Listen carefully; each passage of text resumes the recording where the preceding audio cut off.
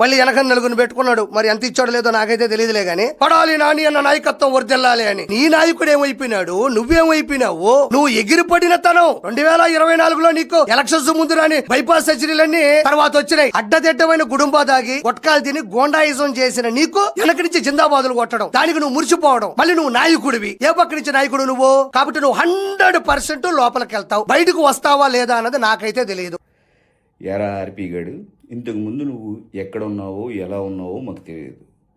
నీ అదృష్టం బాగుండి జబర్దస్త్లో వచ్చావు. జబర్దస్త్లోకి వచ్చిన తర్వాత అక్కడ ఏ గొడవలు పెట్టుకున్నావు, ఏం పెట్టుకున్నావు మాకు తెలియదు. అక్కడి నుంచి దొబ్బేయమన్నారు. తర్వాత వెంటనే నువ్వు నెల్లూరు చేపల పులుసు పెట్టావు.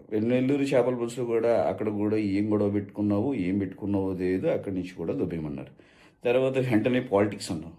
పాలిటిక్స్ వచ్చిన తర్వాత పాలిటిక్స్లో నేర్చుకోవాలి, ఎలా ప్రజాసేవ చేయాలి, వాళ్ళ దగ్గరికి ఎలా వెళ్ళాలి, అది నేర్చుకొని రావాలి. నీకు విషయం చెప్తాను. ఈ నెల్లూరు చేపల పులుసులో నువ్వు ఏ ప్రాబ్లం చేసినా, ఏ గొడవ పెట్టుకున్నా ఎవరికీ ప్రాబ్లం ఉండదు. ఈ జబర్దస్త్లో నువ్వు ఎవరితో గొడవ పడ్డా, ఏం చేసినా ఎవరికీ ప్రాబ్లం ఉండదు. ఈ పాలిటిక్స్కి వచ్చేసరికి నువ్వు మాట్లాడే ప్రతి మాటకి, చేసే ప్రతి దానికి ఒక లెక్క ఉంటుంది. నువ్వు వైఎస్ఆర్సీపీ నాయకుల్ని ఏ విధంగా తిడుతున్నావు,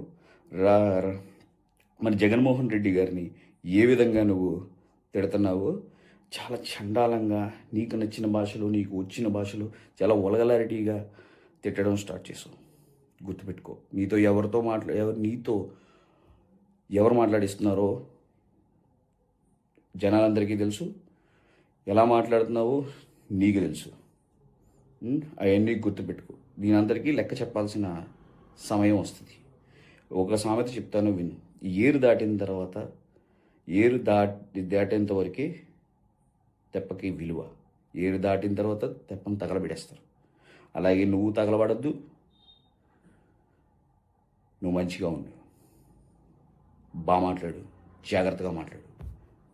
జై భీమ్, జై జగన్.